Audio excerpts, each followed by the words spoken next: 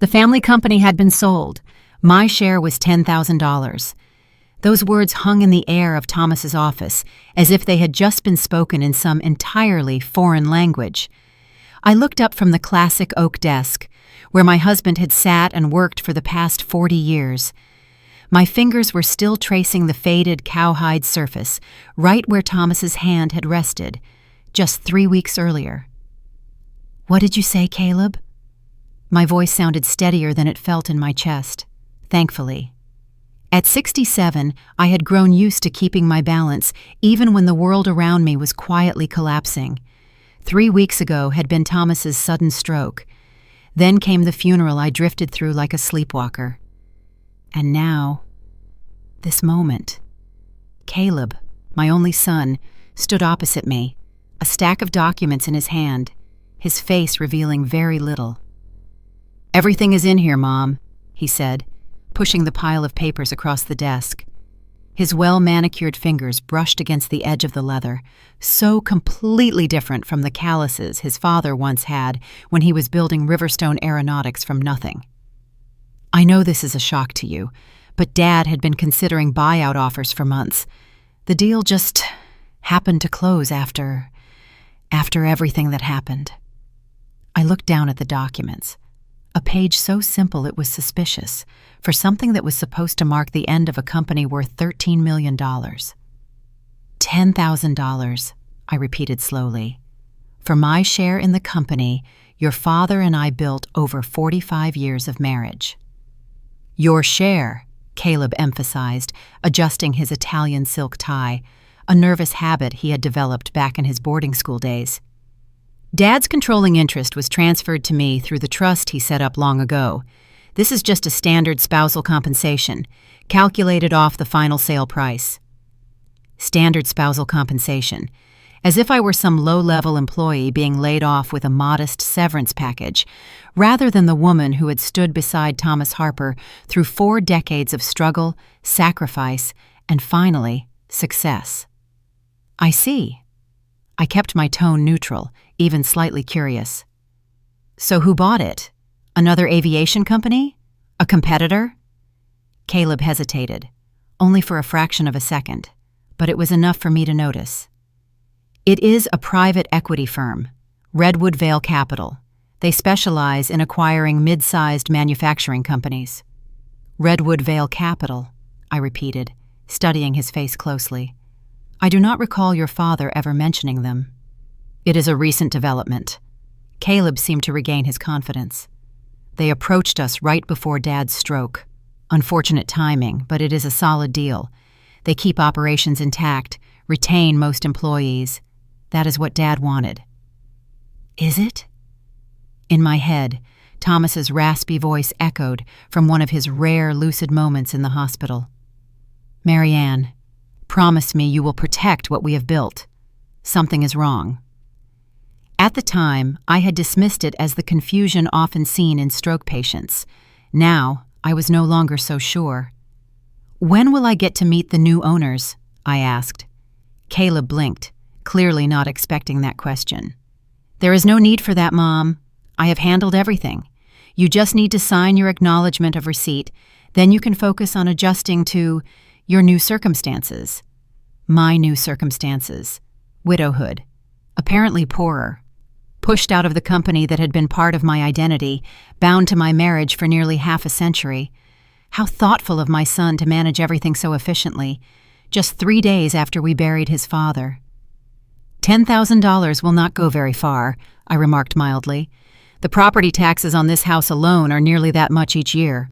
A flicker of something, irritation, worry, crossed Caleb's face before he folded back into his professional concern.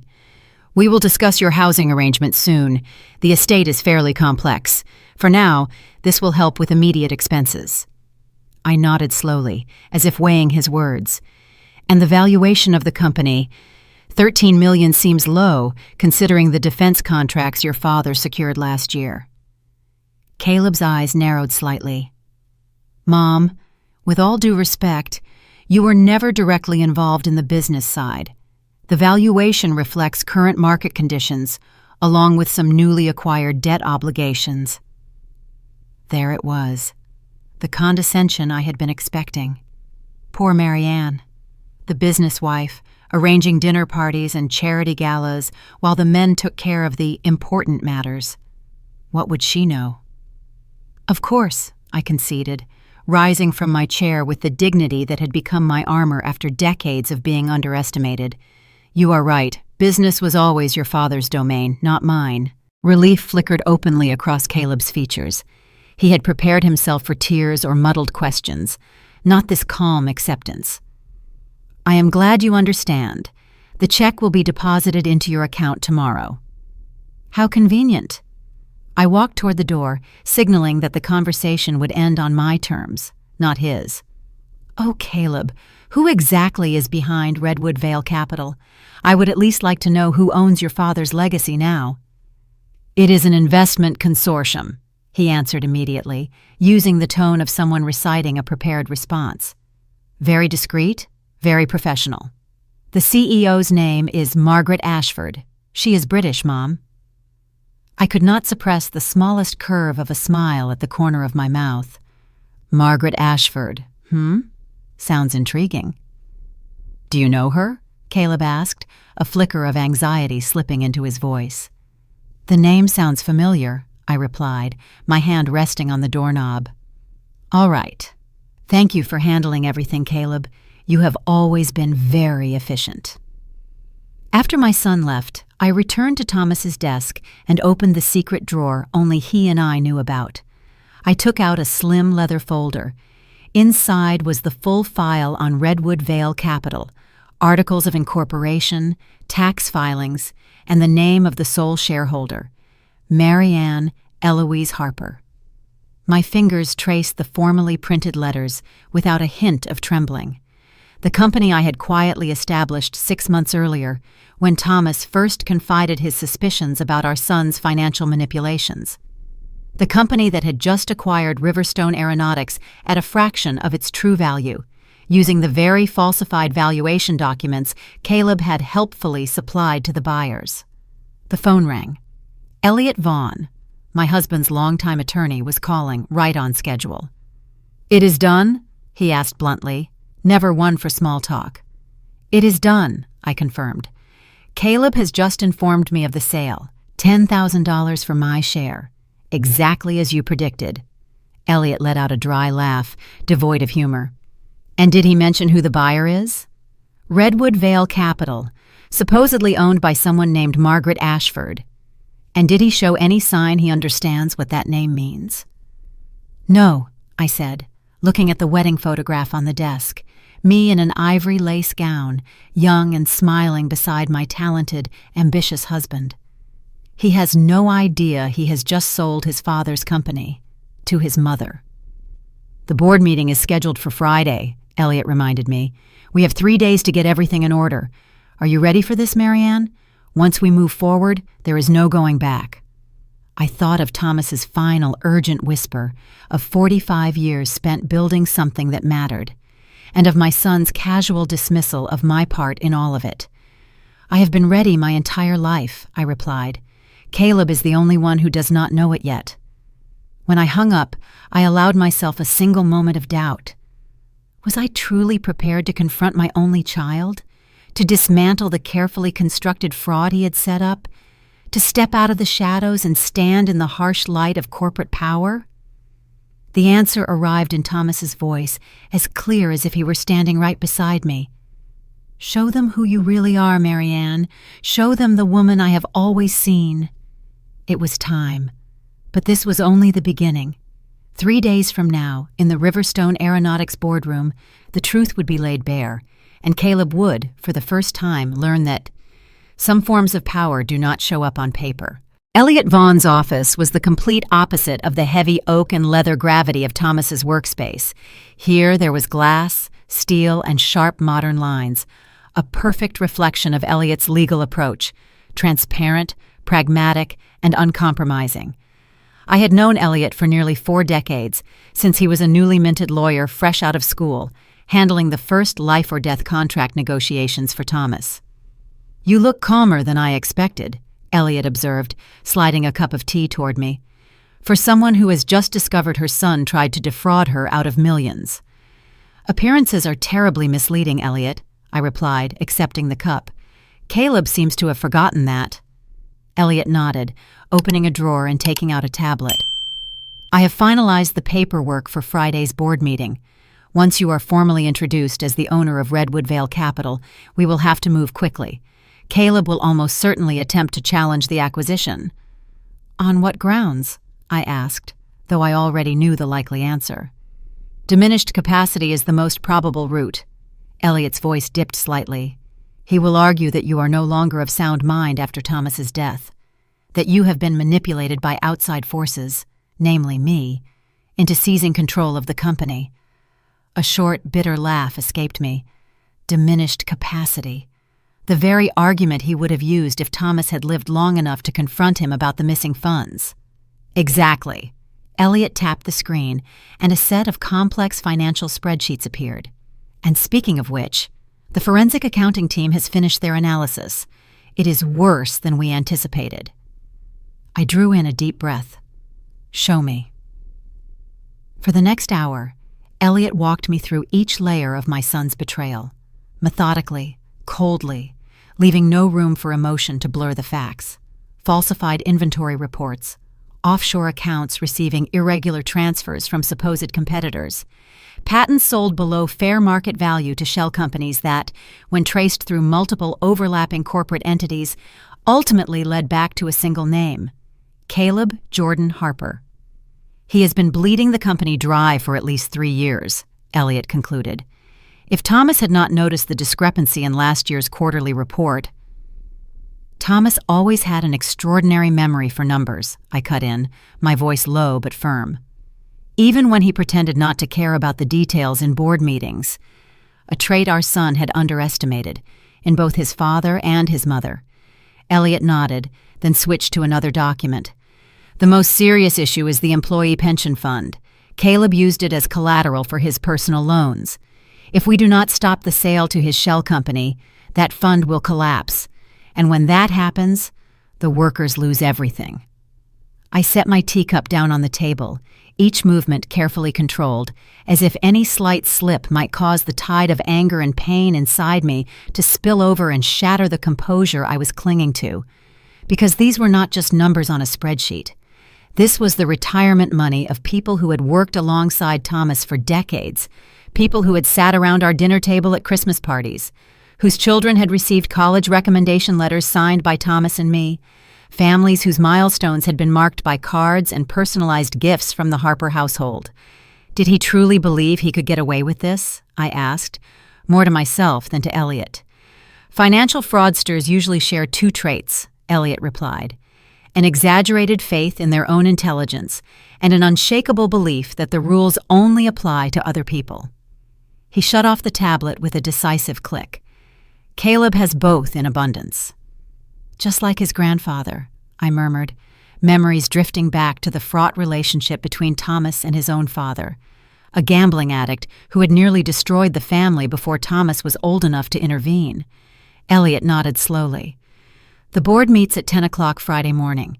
Caleb will be expecting a grand introduction of the new ownership team from Redwood Vale Capital, specifically the mysterious Margaret Ashford he believes he has been negotiating with through intermediaries.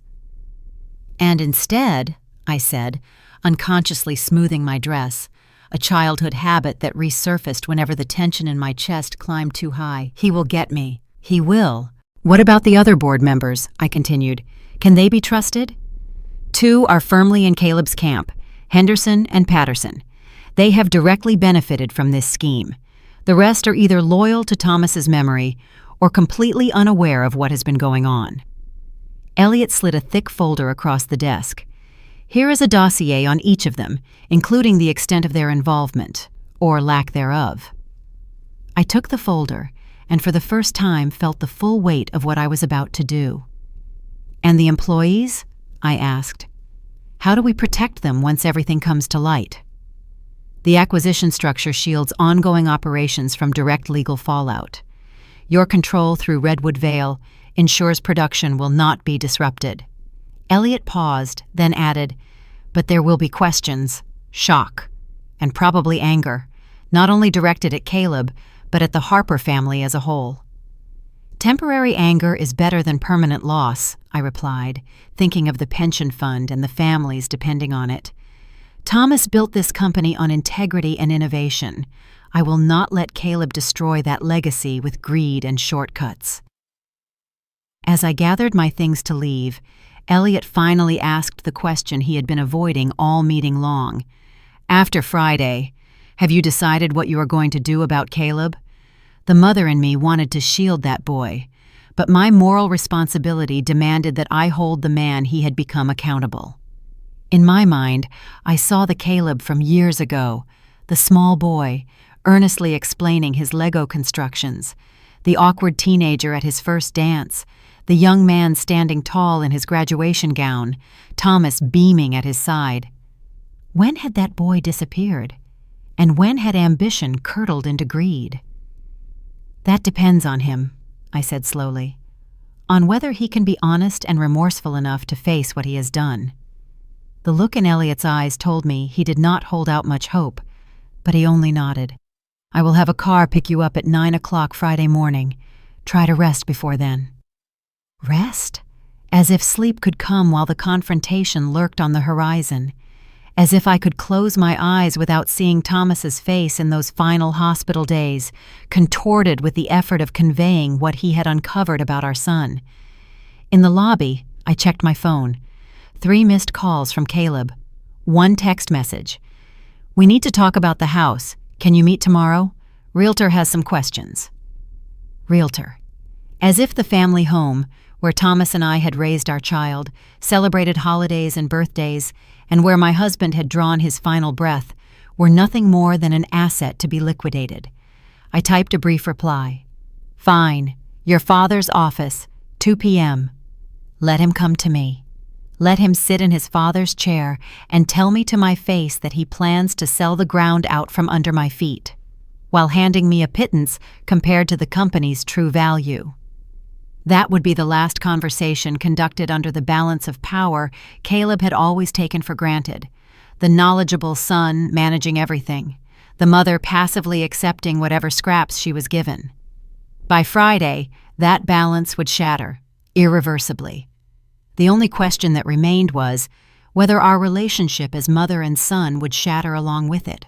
As the car moved through the late afternoon traffic, I suddenly remembered a conversation with Thomas from the early days of our marriage, a memory I had thought long buried, now surfacing with startling clarity, as if it had happened only yesterday. Back then, I had just completed my finance degree, graduating at the top of my class despite juggling coursework and caring for Caleb when he was still so small. I still remember how modest the office space was at the time, stacks of files piled high, and Thomas sitting across from me, watching me review the company's very first serious investment proposal with a look that was equal parts pride and astonishment. "You could become a real force in the business world, Marianne," Thomas said. "You spot patterns and weaknesses I completely miss." "Maybe one day," I replied, still absorbed in the flaws in the partner's valuation model. "But right now the company needs you full-time, and Caleb needs me." Thomas did not laugh. He simply leaned forward, studying me a little longer, then spoke slowly, as if placing something very important into my hands. "Just promise me one thing," he said, taking the proposal along with my meticulous notes. "Do not let that brilliant financial mind go to waste forever. The world has enough housewives. It does not have enough Marianne Harpers." 45 years later, I was finally keeping that promise, and Caleb was about to find out that his mother had been watching very closely all along. Caleb arrived exactly at 2 o'clock. Punctuality was one of the few traits he had truly inherited from his father, but he did not come alone. Walking beside him was an elegant woman in her mid-30s, a perfectly tailored suit, a confident posture, and a smile as sharp as a blade wrapped in velvet. I did not need an introduction to know she was the realtor. "Mom," Caleb said, guiding the woman forward. His hand rested at the small of her back, a gesture too familiar to be merely professional. "This is Vanessa Hargrove from Prestige Properties. She specializes in high-end real estate like this house.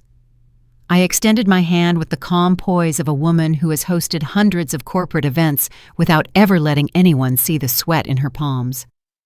"Ms. Hargrove," I said, "I was not aware we had progressed to the stage of needing real estate services."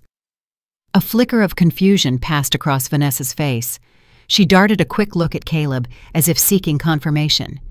"I understood from Mr. Blackwood that you had agreed to list the property immediately," Vanessa said, her voice already losing some of its earlier certainty. "Is that so?" I shifted my gaze to Caleb. He was still trying to maintain a neutral expression, but there was a tight ring around his eyes, the tautness of someone convinced he is in control and unwilling to tolerate any deviation.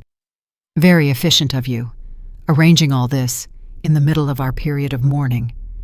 Caleb's voice came out rough, as though he had rehearsed this explanation in advance. "Mom, we have talked about this. The house is too big for you to manage alone. The maintenance costs—" "We have talked?" I interrupted gently. "I do not recall that conversation. Perhaps it was scheduled right after you informed me that my share of the company, our company, was worth only $10,000? Vanessa's eyes widened slightly at the figure. I watched her gaze move back and forth between us, trying to determine whether this was a family disagreement or a real war. "Perhaps," I said, my tone polite enough to be unimpeachable, but clear enough that it could not be mistaken for a suggestion.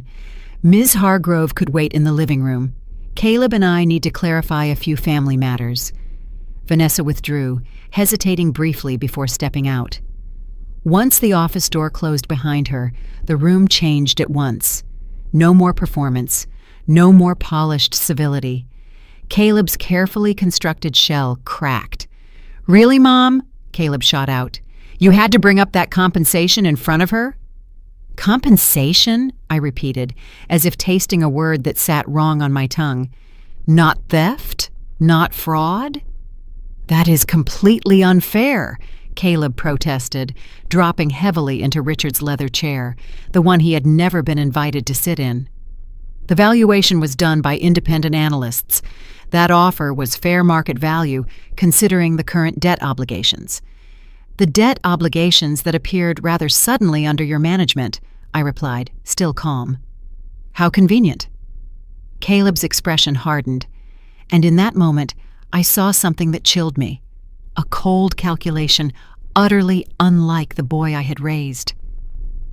"I do not expect you to understand complex corporate finance," Caleb said. "Dad shielded you from the realities of the business for decades." "Shielded me?" I repeated. "Or excluded me? Those are two different things, do you not think?" "This is not going anywhere," Caleb said dismissively. "The company has already been sold. The house has to be liquidated to settle outstanding estate issues. I have found you a beautiful senior living community near Charlotte." "Charlotte?" I could not keep the surprise from my voice. 6 hours' drive from here, far from everything and everyone I know? Exclusive. Lovely grounds. Full amenities." Caleb spoke as if describing a luxury resort, not an exile from my own life. "The sale of this house will more than cover your stay there for years." I studied my son, searching for some trace of the child he used to be. The little boy who crawled into my lap whenever a storm rolled in, the teenager who called me first when his Princeton acceptance letter arrived, the young man who cried openly at his wedding while Thomas and I watched from the front row, our pride blurring our vision. But what I saw now was a stranger wearing my son's face, calculating the value of my remaining years against the square footage of the house he grew up in. "And if I refuse this generous arrangement?" I asked, my voice steady, even as my chest ached as though something were clenching it in a vice. "Mom, be reasonable." Caleb sighed, the sigh of someone confidently speaking to a weaker party. "This house is part of Dad's estate. I am the executor. These decisions are not really optional." "I see." I walked to the window, looking out at the garden where Thomas and I had shared more Sunday morning coffees than I could count, planning our future while Caleb played on the lawn. "And my preferences have no weight in this equation?" Your emotional attachment to the property is not a factor in estate administration, Caleb replied, using corporate jargon to create distance. Vanessa has a very interested buyer. We could close in 30 days. I turned back to him, and in that exact moment, something irreversible shifted inside me. The last threads of maternal instinct, the part of me that wanted to protect my child, make excuses for him, shield him from consequences, snapped. "No," I said simply. Caleb blinked, clearly unprepared for direct refusal. "No?" he echoed. "No. What?" "No," I said, each word precise. "No, I will not move to Charlotte. No, this house will not be sold. And no, I do not accept the way you have handled your father's estate." The shock on Caleb's face quickly curdled into irritation. "You do not have a choice here. The legal documents are very clear." "The executor?" I cut in. "Yes, but you are not the sole heir, nor the sole owner. Have you actually read your father's will in full, or only the sections that confirm your authority?" A flicker of uncertainty crossed Caleb's eyes. "Of course I have read it. The estate passes to me with provisions to care for you." "The estate," I corrected gently, as if pointing out an error in an essay. "Held in trust, with you as executor, under specific conditions. And one of those conditions is that any sale of real property requires my written consent." I walked to Thomas's desk, took a key from my pocket, and unlocked the top drawer. From it, I pulled a leather-bound document stamped clearly with Vaughn and Associates. "This is the actual will, Caleb," I said, "not the summary Mr. Peterson handed you." Color drained from his face when he saw the document. "Where did you get that?" "From your father." I set it down, my palm resting firmly on the leather cover. He told me exactly where it was and when I would need to take it out. Thomas was concerned about how his affairs would be handled after his death, and that concern was entirely justified. Caleb reached for it, but I pressed my hand down harder, stopping him.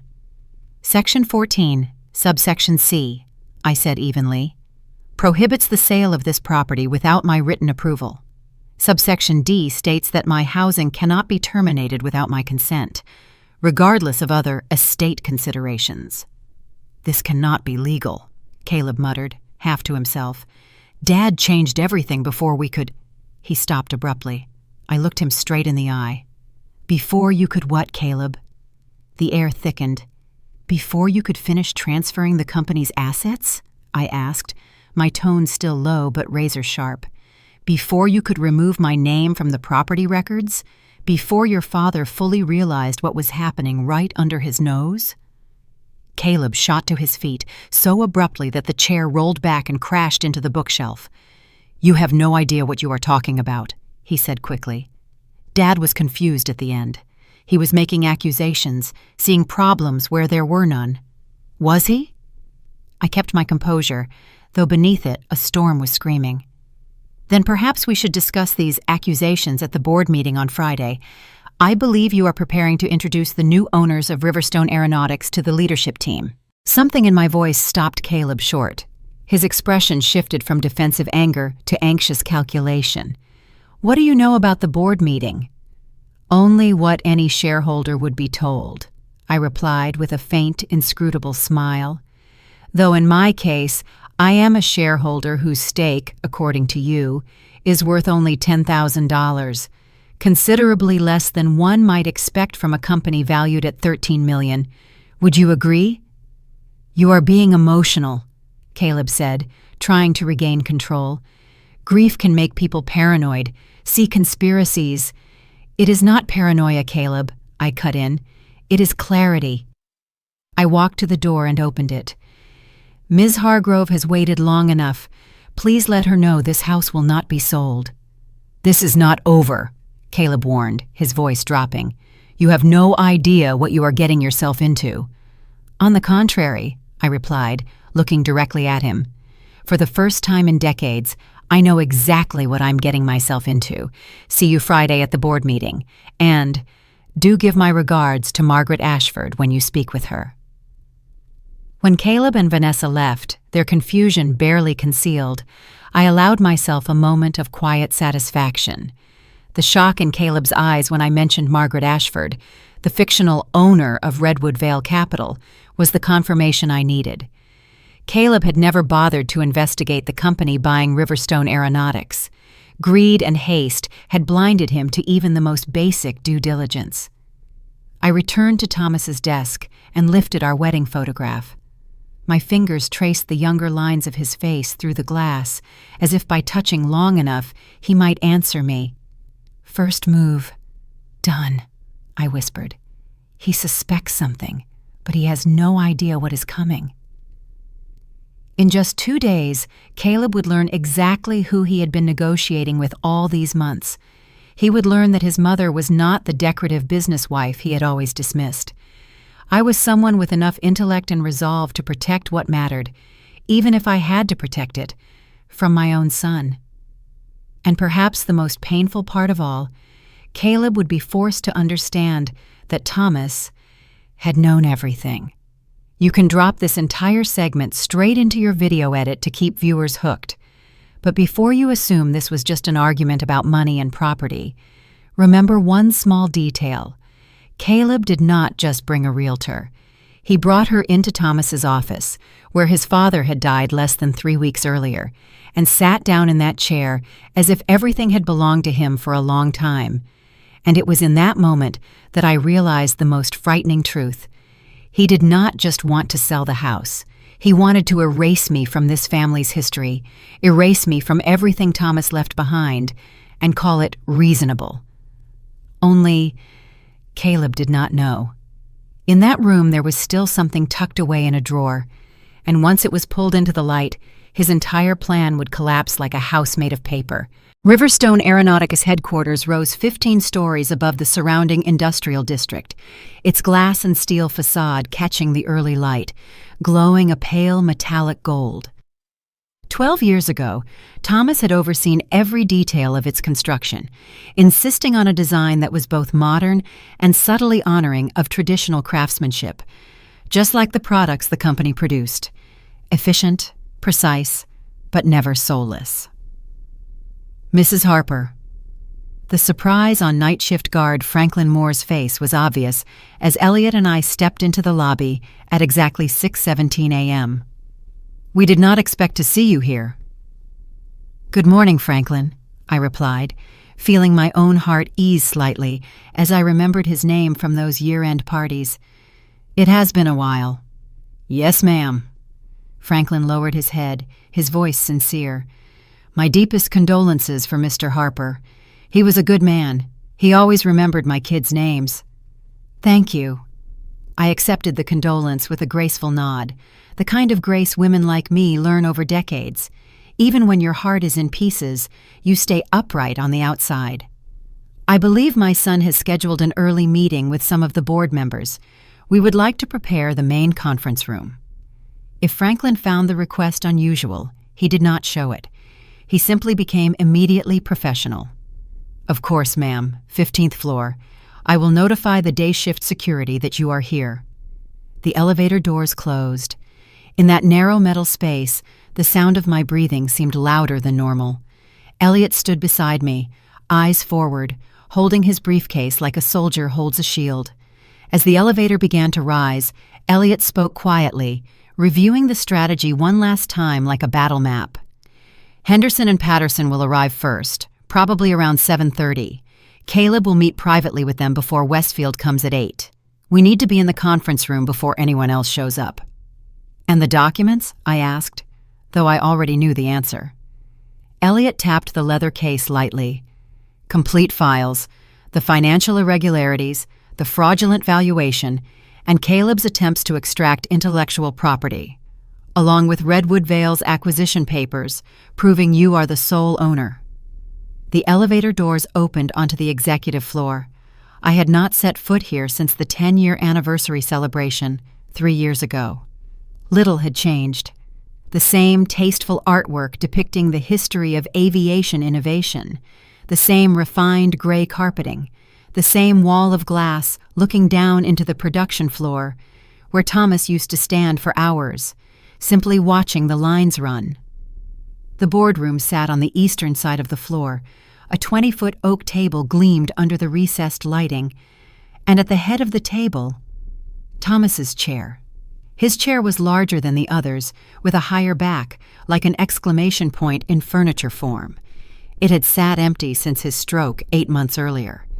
According to Marcus, Caleb had never quite dared to sit in it. In meetings, he always chose the seat to the right, the traditional position for the chair of the board, as if he wanted to stand beside the throne, but not yet declare himself its owner. "Where should I sit?" I asked Elliot as we stepped into the empty room. Elliot glanced around, considered for a few seconds, then pointed straight at Thomas's chair. "There, in his chair. It sends the clearest message." I hesitated. My throat went dry under the weight of what that meant. Sitting there was not just a statement of legal authority. It was putting on the mantle of leadership that Thomas had worn so naturally people had forgotten how heavy it was. Elliot spoke gently, as if he could read my hesitation. "It is what he wanted, Marianne. You are not replacing him.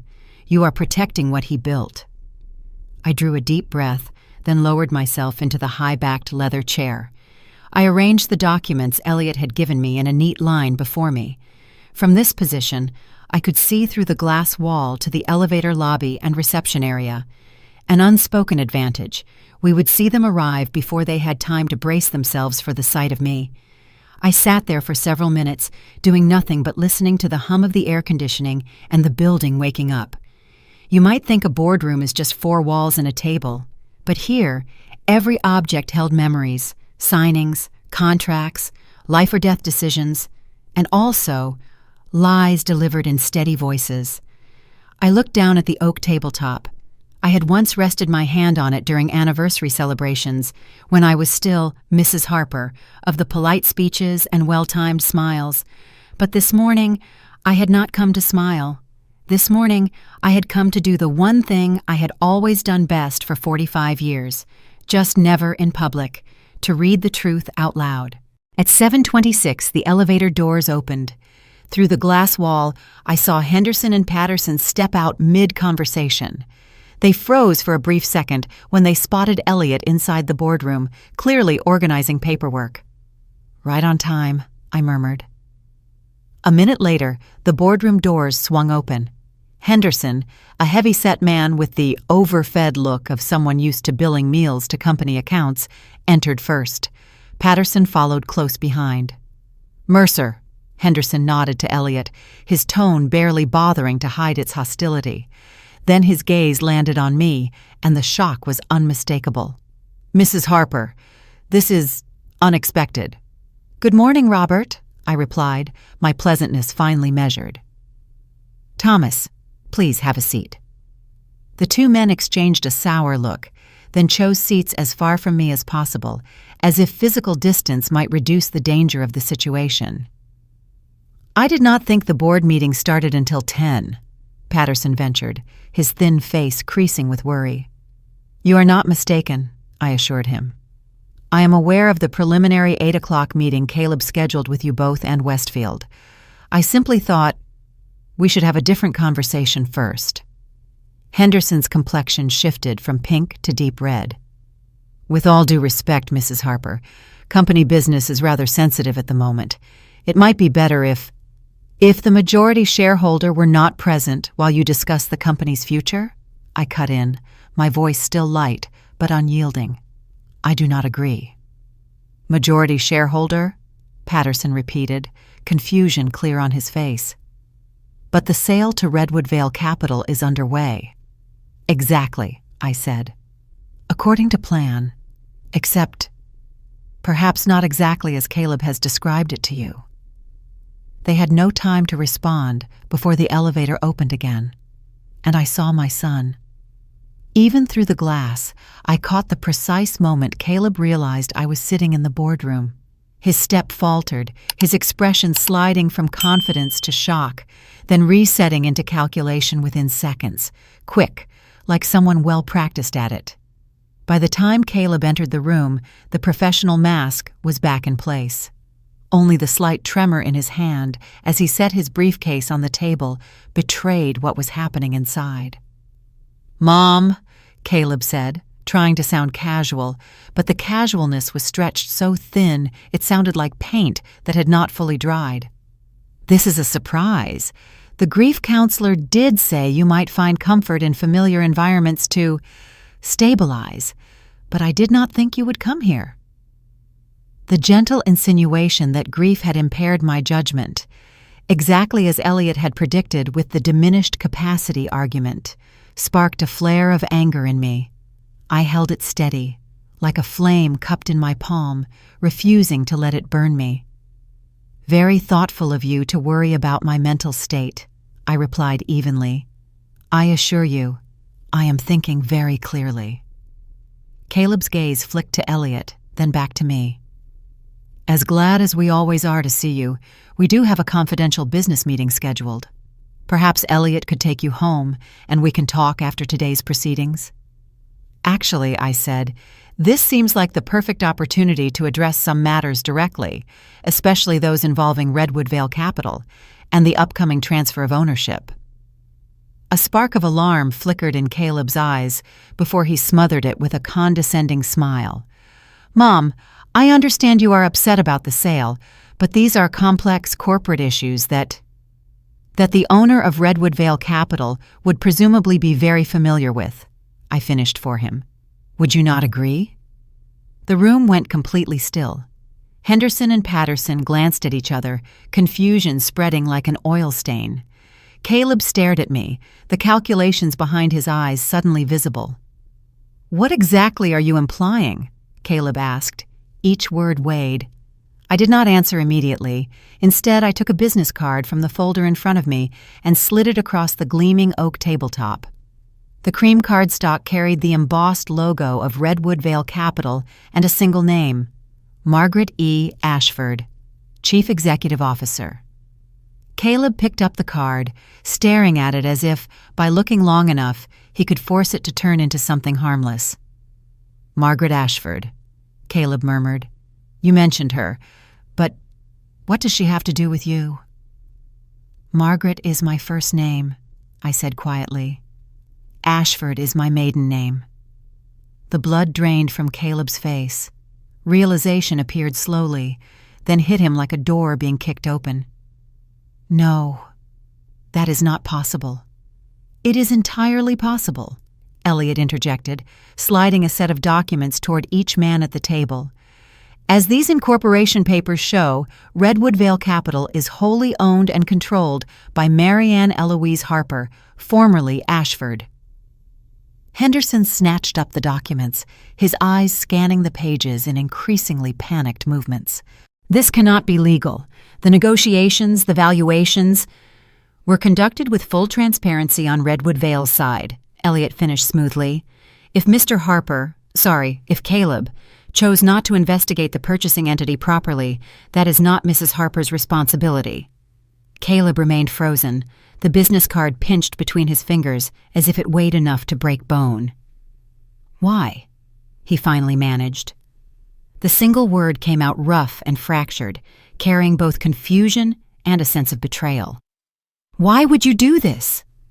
Before I could answer, the boardroom door opened again. Marcus Torres entered with a man in his 60s, whom I recognized instantly, Harold Westfield. The board member Caleb was counting on as his lifeline for whatever emergency measures he had planned. "Mrs. Harper," Westfield greeted me, surprise evident. "I did not expect to see you here this morning." "It seems that is a common sentiment today," I replied with a small smile. "But as the new owner of Riverstone Aeronautics, I thought my presence was rather appropriate." Westfield's eyebrows rose. "I beg your pardon?" "She claims to be behind Redwood Vale Capital," Henderson blurted, having finally found his voice, though he clearly did not believe what he was saying. "It is absurd, a misunderstanding at best, or worse, Mercer manipulating her to—" "Not absurd, and not manipulated," Marcus cut in. His usually respectful tone had hardened with anger. "And before this conversation goes any further, there is something else you all need to know." Marcus placed a USB drive on the table, slowly and deliberately, like setting down a weight. On this are records of systematic theft of intellectual property, attempted just yesterday under direct instruction from Caleb. Had we complied, Riverstone's most valuable assets would have been transferred to an external server under his personal control before today's change of ownership was finalized. Caleb lurched to his feet. "That is a lie," he snapped. "Those transfers were standard security protocol to what?" I asked softly, though the question sliced through his excuses like a blade. "So that after selling a hollowed-out company to Redwood Vale Capital, you would still own the patents and designs that carry the real value?" I held his gaze and continued, each word measured and firm. "The same patents and designs that were conveniently left out of the valuation documents you personally supplied during negotiations?" Silence dropped. Absolute. Henderson and Patterson looked at Caleb, and in their eyes, horror finally began to take shape. Westfield was not horrified. He simply cooled. The particular cold of someone who has just assessed the true level of risk in the room. Elliot seized that silence like a man who knows exactly when to close a door. "Perhaps," he suggested, his tone calm, "we should review the full financial evidence before the rest of the board arrives at 10. Mrs. Harper has some significant organizational changes to announce, and it would be useful to address these irregularities privately first." Caleb's eyes darted from face to face, searching for an ally. There were none. And then, whatever Caleb saw in my eyes finally snapped the last of his composure. "You have no idea what you have done," Caleb hissed, snatching up the documents in a jagged motion. "This company has debt obligations you know nothing about. There are commitments I have made that cannot just be unraveled because of some corporate stunt." "In fact," I said, my voice not raised, not trembling, just as solid as the concrete beneath our feet, "I know exactly what I have done." I looked directly at him. "The question is whether you are willing to face what you have done." I let a beat pass, long enough for everyone in the room to hear their own breathing. "Because whether you want to or not, Caleb, one way or another, the reckoning begins today." 10 o'clock arrived like a ritual of the corporate world, precise, cold, and giving no one a chance to delay. The board members entered the room one by one. On their faces, the professional neutrality they wore by habit quickly shifted into surprise. Surprise so clear it was almost impossible to hide, when they saw me sitting in Thomas's chair. In the far corner, Caleb stood near the wall, speaking in a low voice to Henderson. That tense whispering was sliced clean off at the exact moment the corporate secretary rose and said, in a formal tone, "Because this is our first official meeting since the passing of Chairman Thomas Harper, I would first like to acknowledge our collective loss and extend condolences to Mrs. Harper and to Caleb, both of whom are present today." A low murmur of assent traveled around the table. I nodded in acknowledgement, maintaining the poise of someone long accustomed to standing in the center of a room. But I also caught several puzzled looks. My presence at a board meeting was unprecedented. Throughout the years Thomas led the company, I had kept exactly the distance people assumed a corporate wife should, appearing only at social events, fundraisers, and those evening galas that required a well-timed smile. I was the support system, at least that was what they thought. The secretary continued, turning a page in the agenda. "The main item today is the introduction of the new ownership following the sale to Redwood Vale Capital. Caleb Harper will present the transition plan, followed by—" "Actually," Elliot slipped in smoothly, as if this were merely a minor procedural adjustment, "there is a small change to the agenda. Mrs. Harper will be giving that presentation, in her capacity as owner of Redwood Vale Capital." The room erupted in whispers, not the polite kind, but the instinctive kind that burst out before reason could restrain it. Caleb stood as if nailed to the floor, his face so expressionless it was nearly unreadable. Henderson and Patterson shot each other a warning look, like two men who had just heard a siren. The other 7 board members, those who had steered Riverstone Precision through years of ups and downs alongside Thomas, looked at me with a range of reactions from curiosity to open bewilderment. I rose slowly. No rush. No shaking. I drew strength from the memory of Thomas, and from the part of myself that had been suppressed for far too long. "Thank you all for being here," I began, my voice clear. "What I am about to say will come as a surprise to most of you, though I believe a few of you may already have caught wind of certain aspects." I let my gaze sweep the room, pausing for a brief moment on each face, long enough for them to understand. I was telling the truth, and I knew exactly what I was doing.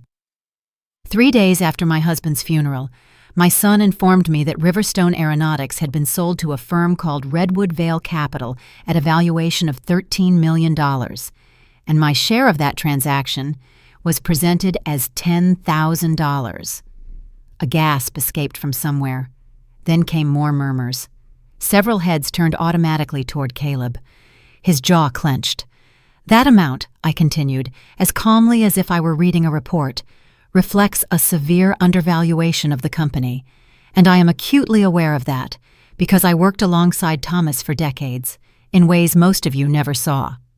I signaled to Elliot. He immediately began handing out folders to each board member. "What you are holding is a complete overview of Riverstone Precision's true financial condition, compared against the manipulated valuation package, the one presented to Redwood Vale Capital during negotiations." I paused just long enough for the words to sink in.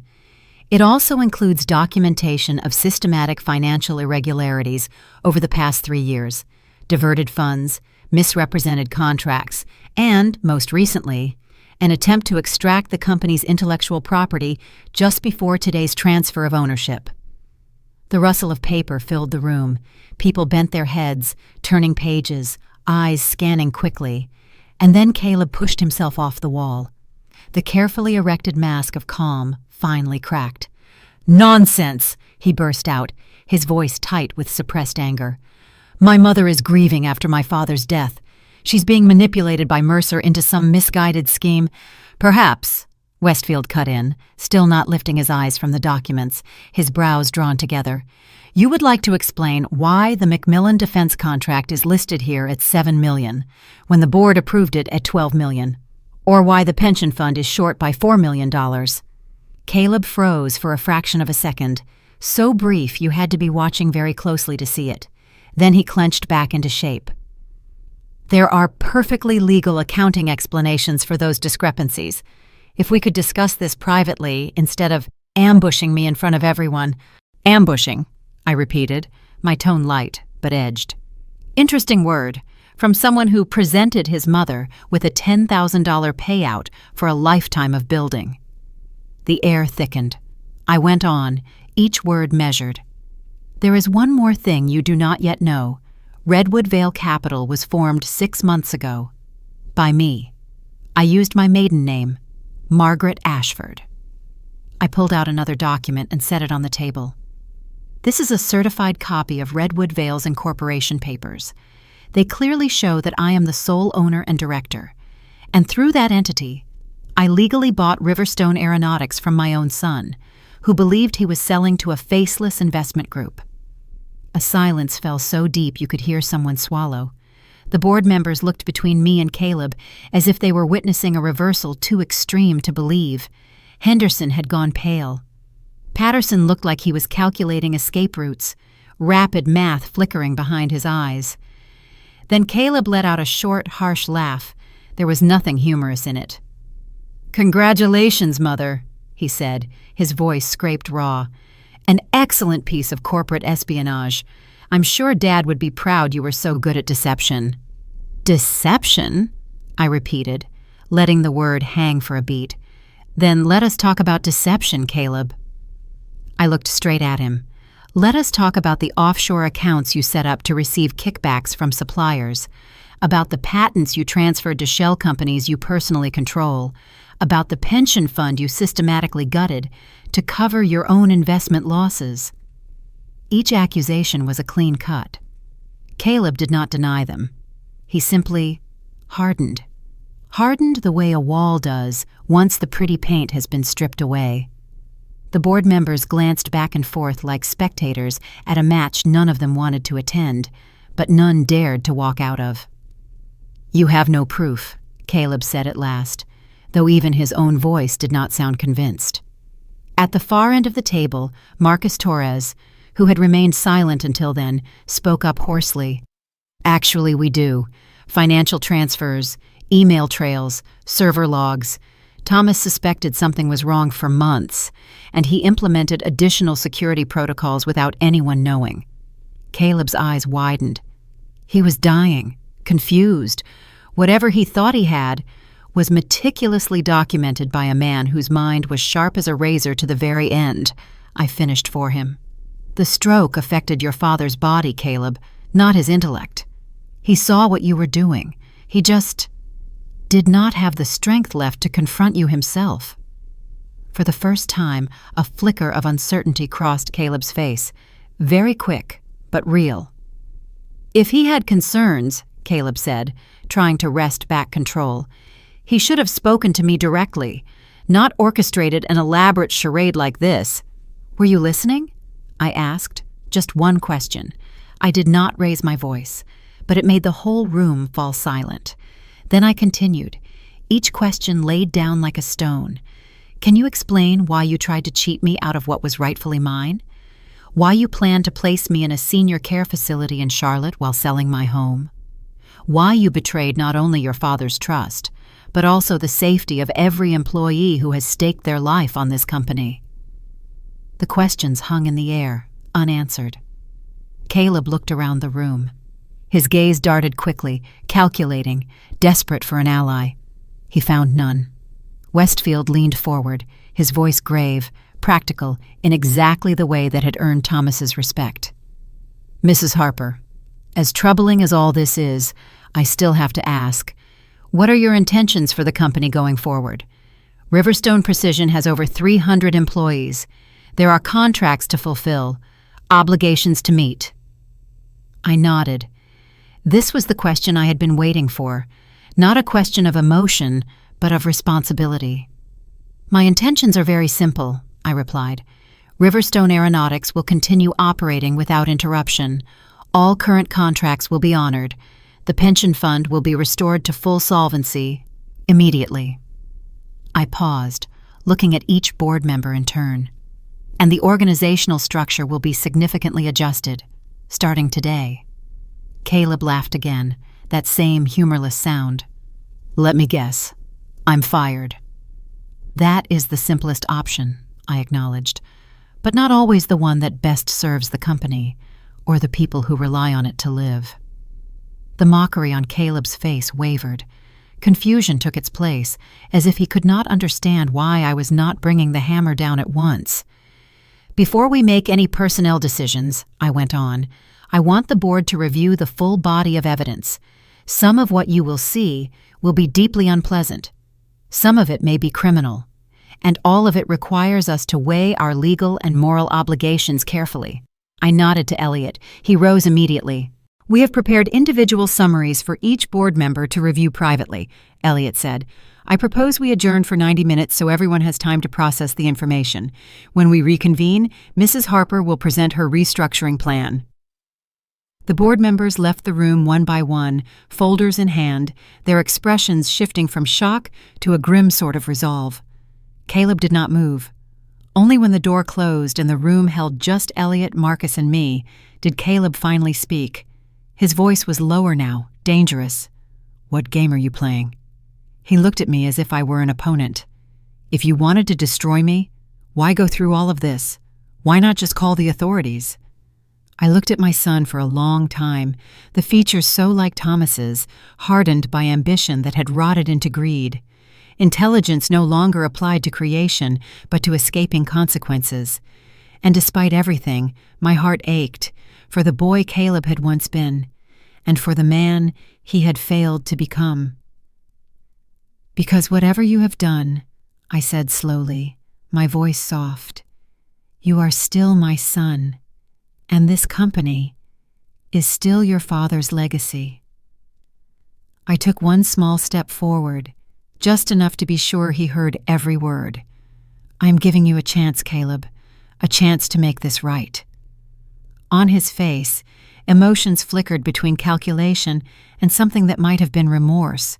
So brief, I could not be sure I had truly seen it. "So what exactly are you proposing?" Caleb asked cautiously.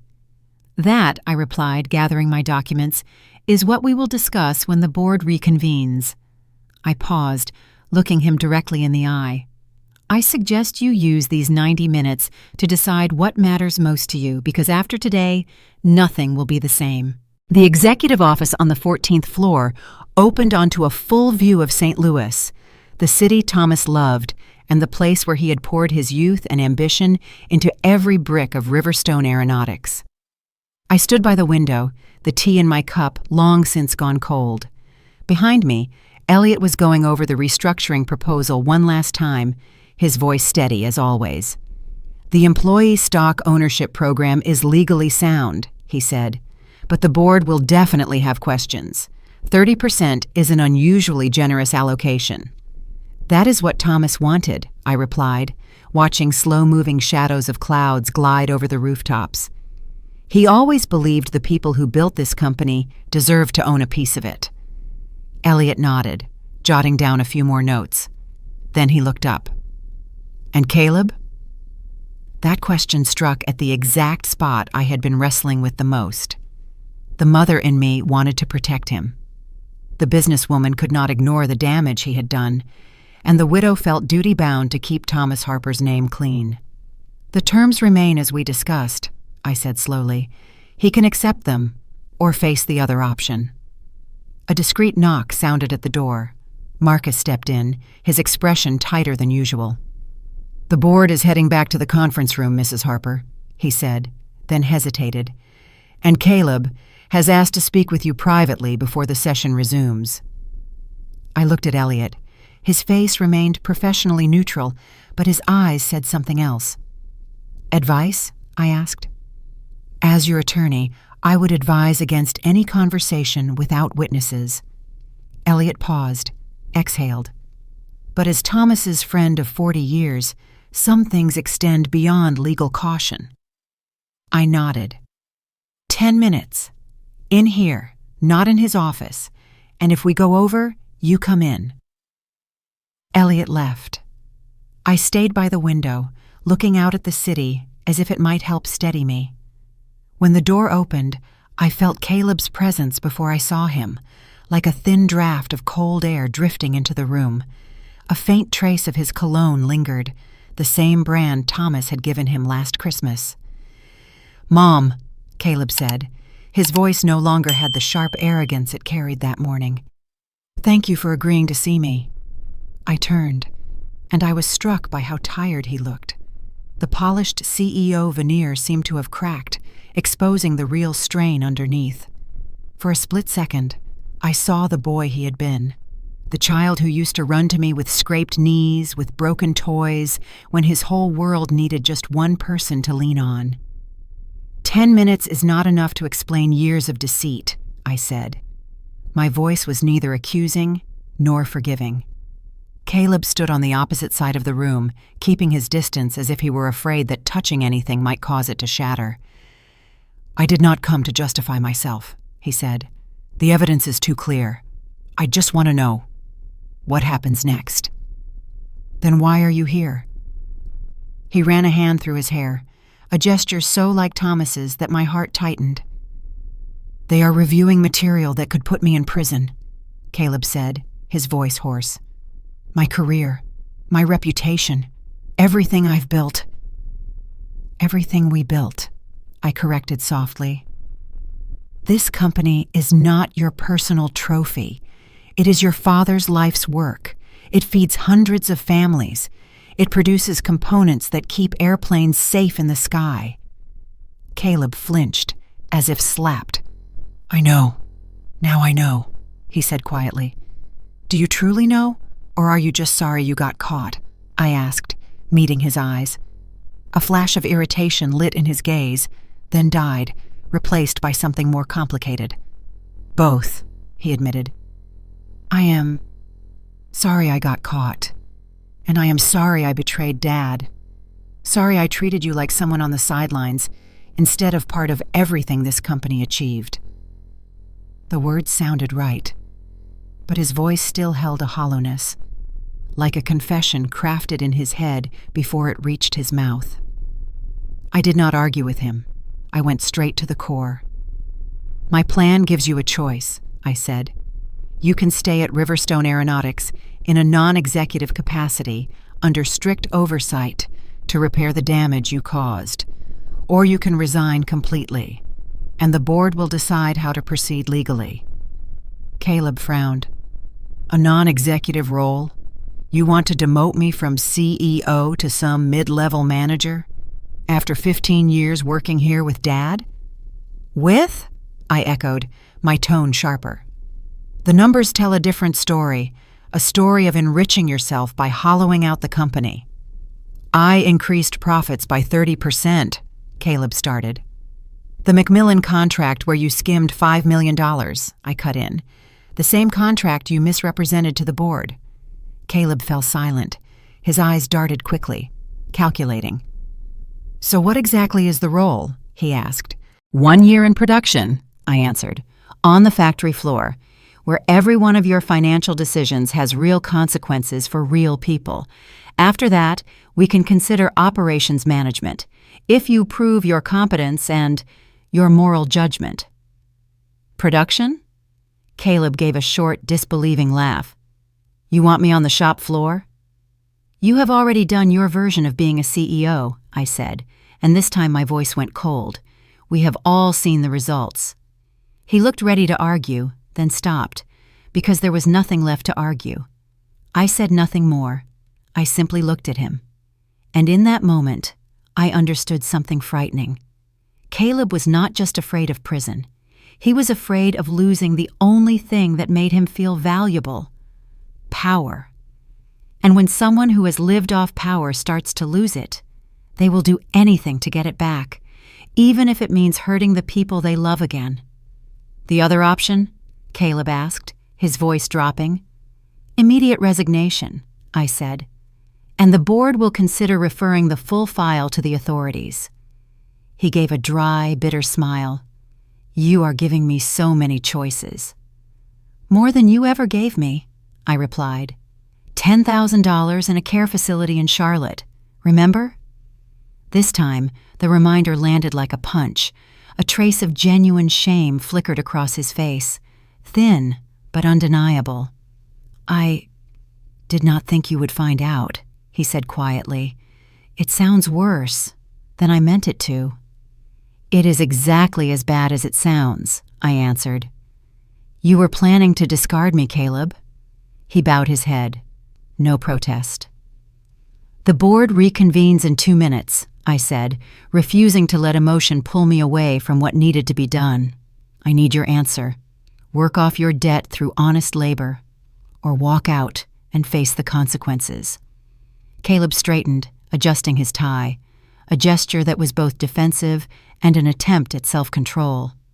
I will take the position in production, he said stiffly, but under protest. Noted, I replied. No triumph, no relief, only truth. This was not victory. This was mending. 6 months later. I stood at the window of the chairman's office. It was no longer Thomas's office. It was mine. From here, I could see the production floor below.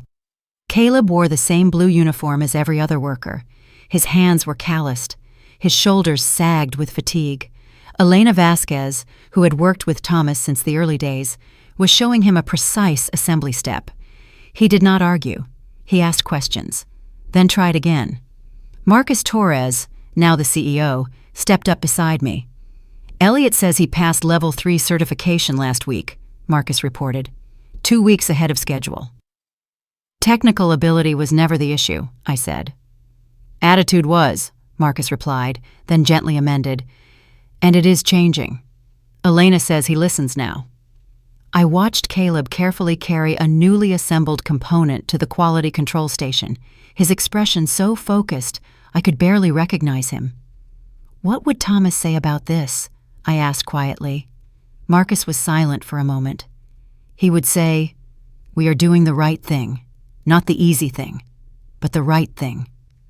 That evening, I went back to Thomas's old office. I opened a small box hidden deep in a drawer. Inside were letters, dozens of letters Caleb had written to his father as a child. "Dear Dad, I want to grow up to be like you. Dad, you are my hero. Dad, I got into Princeton." The further I read, the more my eyes burned. Where had that boy gone? When had love turned into rivalry? When had ambition slid into greed?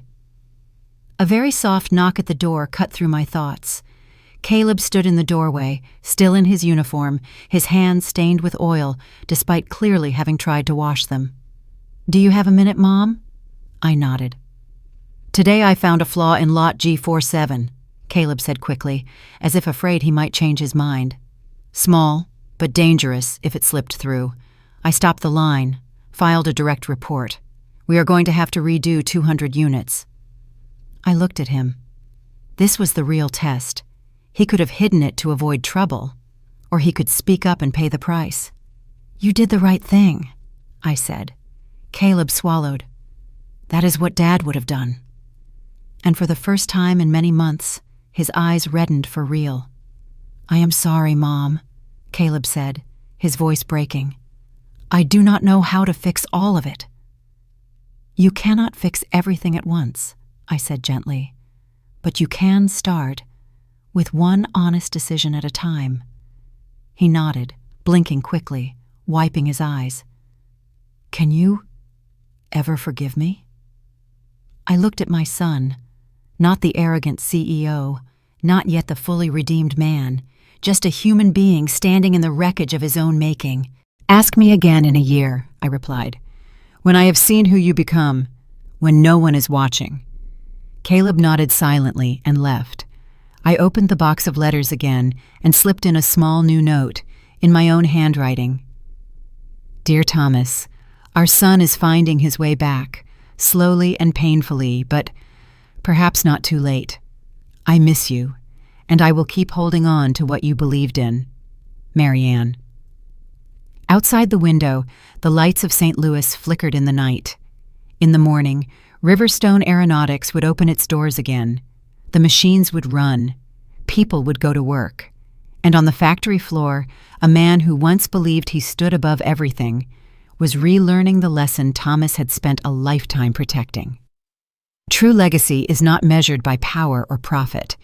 It is measured by honesty and the courage to repair what you have broken. If you want to hear more family stories where one sentence flips the entire table, where truth always has a price and justice always arrives, just a little late, then hit subscribe right now. Do not forget to turn on notifications so you will not miss the next chapter, because in what comes next, it will no longer be about money at all, but about the true cost of betrayal.